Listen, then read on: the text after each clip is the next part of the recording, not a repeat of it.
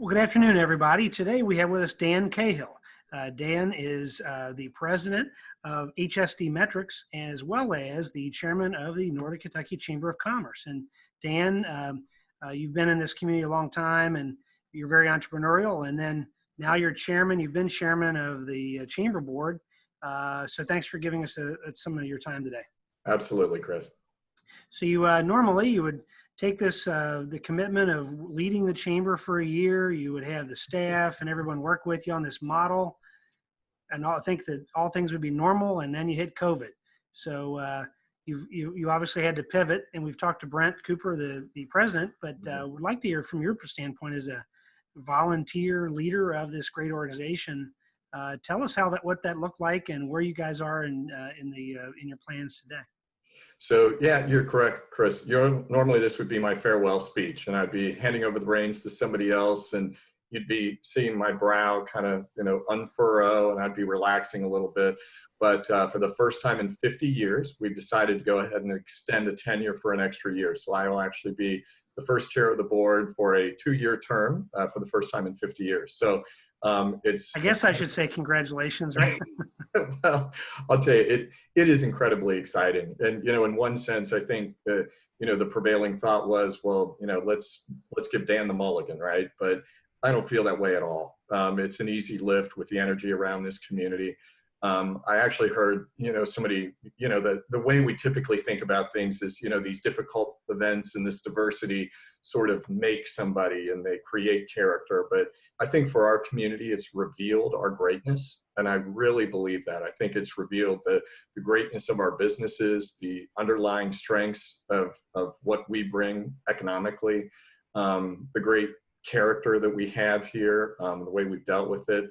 The way we have this sort of go-get-'em attitude. So I'm humbled, and it's my absolute pleasure to serve with the rest of the board another year.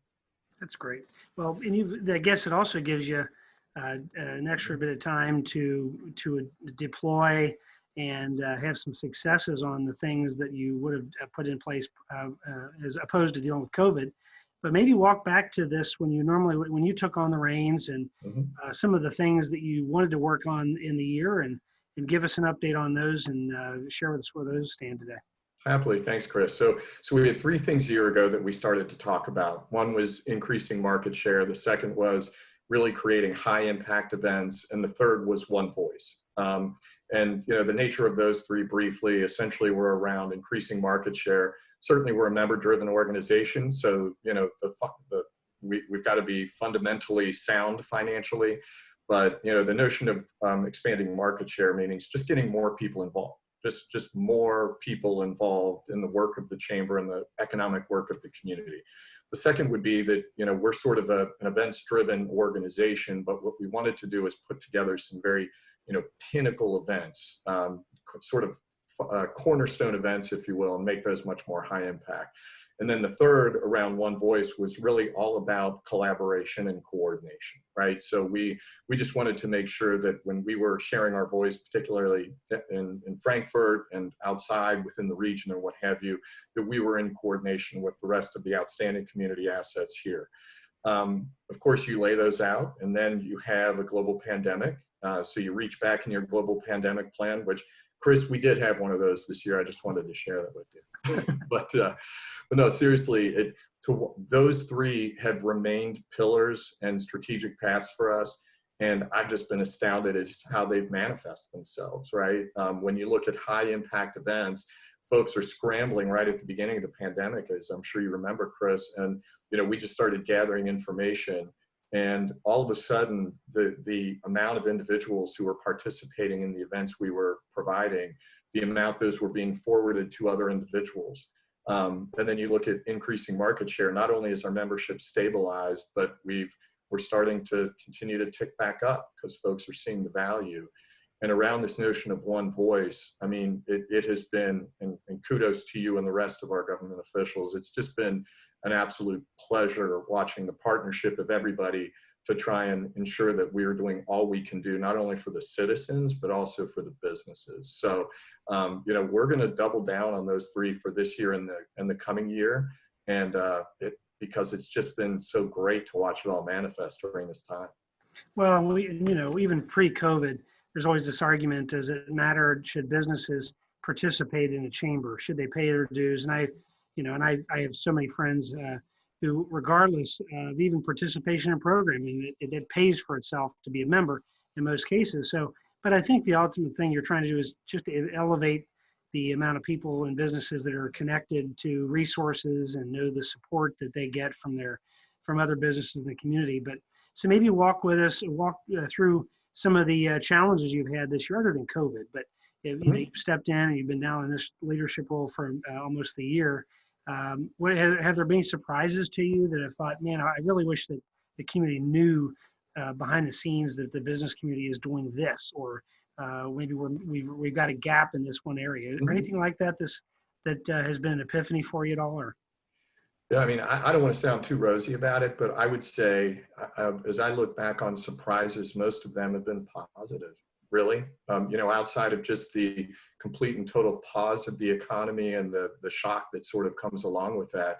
I think, Kris, the biggest surprises have been, what a committed group of individuals can do in terms of pivoting and sort of exploding and rising to the occasion. The staff, we keep it a fairly trim staff, right? Because we don't want to be about, just the growth of the chamber in those areas. We work for the community. That's who we work for.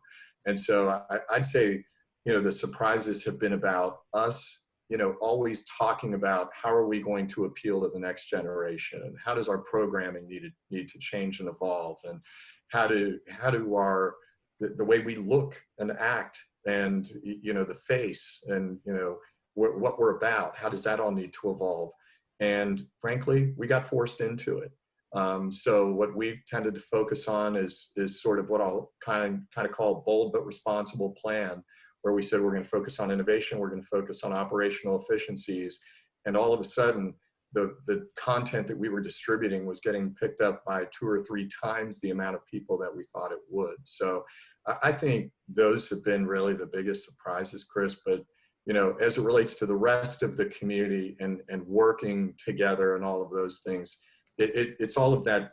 I mean, I think how this works, Kris. You lay this foundation for communication and collaboration throughout, the community and things that you do. And then when these types of things happen, it just makes dealing with that event so much better and so much easier. So, again, I would say most of the surprises have been pleasant ones. So you talked about getting more people involved. If we know someone who has a small business, large business, whatever, and we're always wondering, well, if someone calls me, I'll probably say yes. But if I want to be somebody who is more involved in the chamber, do I just call up the office? Do I call you up? How do I become more involved? And someone who doesn't want a whole nother full-time unpaid job, right? They want to maybe participate, but they really just want to potentially get something out of it for their business while sharing some of their resources. So it's interesting. When I came to do chamber work, and when I started to get more involved, and I got a warning from a couple of people, like, I know you're getting asked to be on boards, and I know you're getting sucked in, and just be careful. You got to sort of be careful. But the truth of the matter is, I've just woven it into the fabric of my workday. And so to answer your question, Kris, I'd probably now get about a call a week for somebody who says, I want to be more involved in Northern Kentucky. I want to be more involved in the chamber. Myself, Brent, anybody on the board of directors, anybody on our membership committees would be happy to spend the time with them. And mostly, Kris, I'll tell you, it's not because we want to sell you a membership. It's because, I'll do the Uncle Sam. We want you. We need good people, right? The train is leaving the station, as it looks, as we look to make our impact in Frankfort greater, we need good people. To get out the vote, we need good people. We've got a pack now that's becoming, that we want to build to be one of the biggest in Northern Kentucky so that we can generate more influence. We need people for that. So I would say it's not really a matter of sort of just being a member. It's if you want to get disproportionate return on your investment, if you want to become a part of something bigger than yourself, if you want to generate excitement for yourself and your business, hop on board. Yeah, sure, we'll take your check for the membership, but I think you'll find once you get involved that what you get back from that is infinitely more than the check you pay. And I think I may know the answer to this, but I'm going to ask the question as well. So maybe I don't have the same opinion. That's what I would think most chamber members might have. Do you still want me? Do you still want my opinion? Oh, we need your opinion, right? I mean, the thing about Northern Kentucky is we're an amalgamation of counties and cities and municipalities and what have you, right? And, you know, you think the conventional thinking is, well, we just sort of want to tamp that down, summarize it, and figure out how to, you know, what the path to least resistance is when we show up in Frankfurt or when we show up at meetings over in Cincinnati or what have you. But that's not the truth. You know, I think, you know, we're a community of, you know, I think one part diverse, but one part, you know, very important sort of collaborative voices, right? So, you know, I think we're a community who goes, you know what, we need you at the table because we didn't think about that. We're not trying to keep anybody out. We need everybody in. So, so yeah, Kris, I understand what you're saying, and I know folks may have experienced that in other places, but that's not how we roll. We need people. Great. Well, I thought that was the answer you'd give me, but I think it's, people have asked oftentimes, but I think it's important. A lot of great people. I think you're right. Elected officials, business leaders, residents. I think everyone wants to see their mutual success in Northern Kentucky. And you want everybody kind of in the tent so everybody can share that and be successful together. So, well, in closing, Dan, anything you'd like the rest of the community to know about the chamber moving forward? And again, I congratulate you on your second year moving into it, but anything else you'd like to share? Thanks, Kris. Here's what I would tell you. I would say that, you know, there's a lot to be nervous, concerned about. You know, certainly I recognize the difficult impact of, you know, the pandemic and all of that. And so, you know, I think it's easy to look down, you know, and be concerned and worried and frustrated and confused and all of those things.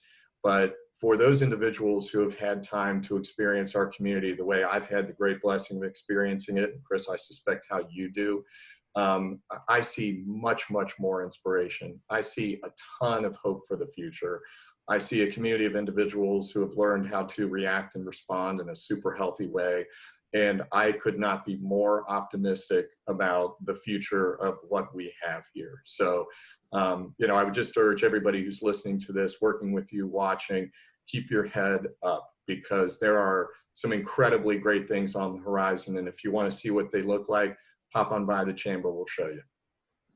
Well said, sir. And thanks for the time today. And we'll be in touch. Thanks so much, Dan. Absolutely. Thank you, Kris. Take care.